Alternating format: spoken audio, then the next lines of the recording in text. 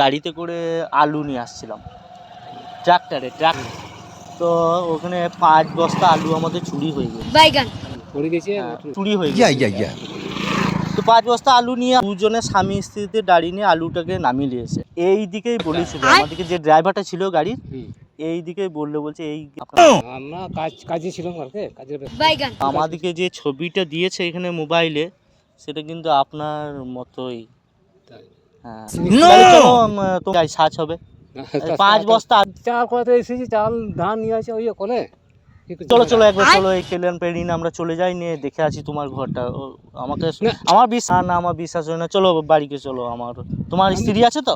হ্যাঁ, ওই ঠিকই বলেছে, তুমি আর তোমার স্ত্রী হতে পারো। আমি কোথাও কাজে মিষ্টি কাজে ছিল না, চলো তুমি একবার আমাকে নিয়ে চলো। তোমার 5 বস্তা আলু চুরি হয়ে গেছে। আর আমি যে ছবি, তাহলে আমি থানাতে ফোন করি। করো, তাহলে থানাতে ফোন করি, তাহলে আমি